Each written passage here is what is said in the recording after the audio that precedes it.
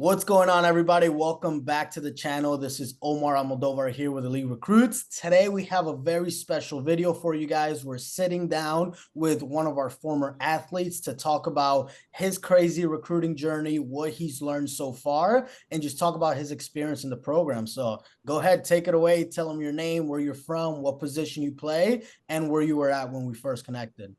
My name is Jonathan Padgett. I'm a catcher out of Jacksonville, Florida. And right now, recently, I just played 2 years in JUCO ball up in Maryland at Garrett College. Is whenever I started getting in contact with Omar, and Omar hit me up, and then it's been very helpful. I mean, my recruiting process has definitely been interesting. I mean, that's one way to put it. It can be a bumpy road for everybody, but it's not the same. And I think Elite Recruits has done everything in their power to help not only push me through, but also guide me as well and teach me some things in and out to look for, and have worked tirelessly for me on the other end of it. So I appreciate that a lot from y'all. 100%. I appreciate you sharing that. So let's take it back, right? So before you and I started working together, right? Even before that first phone call, what was going on with your recruiting process and where were things at for you? Honestly, it was very dull. Like, I think the biggest thing that I didn't know about was like publicity for like trying to get your name out there and everything, which is one thing that y'all definitely did for me and like really made a difference for me. And if I could tell anybody, I'd be like, listen, you're your biggest business, so you got to promote your brand, and you are your brand. So you just got to get out there, and they're not going to know who you are if they don't know who you are. Exactly. Exactly. Ton of talented guys out there. You're one of them. Like, you're a very high-end defensive catcher that you can put yourself against, in my opinion, like, and I've seen your film a ton and I've seen you play, like you can put your defense against anybody in the country, right? Now, I agree. the difference is how many coaches know that, right? So marketing Exactly. yourself in social media, obviously, you're in a school in Maryland where not everybody can get out there to see you, but with the power of social media, you still should be seen, right? It's just about Agreed. yourself. So would you say that exposure was probably the biggest thing holding you back at that point when we first connected? Oh yeah, of course. I mean, that was something that I just didn't know about. That's just something you have to learn through the process, and I didn't understand at that point because I'm the only person in my family who's ever even tried to do this before. So we're all trying to learn at the same time, and I'm so glad that y'all hit me up and were able to take me under the wing and teach me some things. I'm truly grateful for that. Thank you.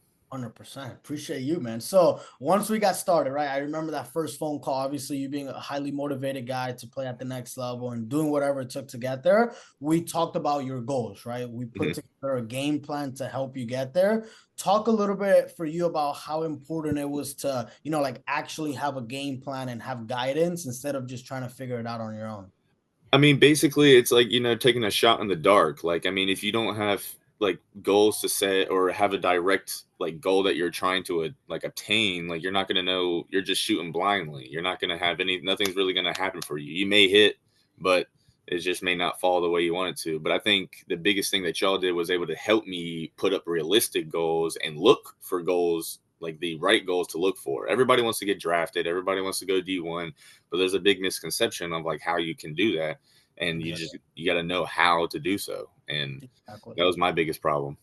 Exactly. And that was the thing too. It's not at all that, hey, you don't have the skill set to play D1, right? We can talk about now. You were committed to a D1, right? But it's about what's going to be the best thing for the longevity of your career, right? As a player, Mhm. and me being on your side of it not that long ago, right? You're only looking at the next step, right? What's gonna, Mhm. for lack of, and I know you don't care about this as much as other guys, but what's gonna look cool on social media? Where am I committing Yeah. to? Right? Right. Whereas you got to look at what's the best thing for my career. And you realize that right away. And that's why you're in the position you are now. You're going to go somewhere where you're going to get the chance to play every single day. I think a lot of young guys, like, if anything, you got to go where you're wanted, not where you want to go. Exactly. There's a big difference between that. And through my journey of trying to set up goals and like what I've gone through is like you got to learn that the game is kind of a business. It can be a little cutthroat sometimes, and unfortunately, where depending on where you go, some coaches are going to look at you as just a number, and it's okay. It is what it is. They got a job to do, but you want to go where you're wanted, and you want to go where guys invest into you. And I think that's probably the best thing to do. Exactly. And looking at it that way, right? Like, the goal is to play professional baseball, right? So how Mm, can we get to professional baseball? Well, sure, being at a D1 helps. There's no question about that. But mhm. would you rather be at a D1 and have sparing playing time, or be somewhere else where you're playing every single day? What's gonna allow you to get to pro ball at the end of the day is what numbers you put up. You being on the field and taking a different route can still get you there as long as you're getting on the field. So that's really what. Agreed. So for you, like a lot of players watching this right now, they might wonder what it's actually like inside the program. Talk about, like how would you describe the support, the communication, and your overall experience? I think it's completely what you put in is what you get out. One of the biggest thing is like if you do it like so, you'll definitely have to do some research on schools, which is something that I would have no like clue about, and it's about becoming a student of the game. And I Mhm. think y'all subconsciously make people become like aware of what they should be looking for and being a student. But again, it's only going to be from what you put in, so Exactly. it's what you get out. And I think Exactly. that goes. I think if you haven't figured that out already during this game, and then I don't know what to tell you, but I'm sure they can help you with it.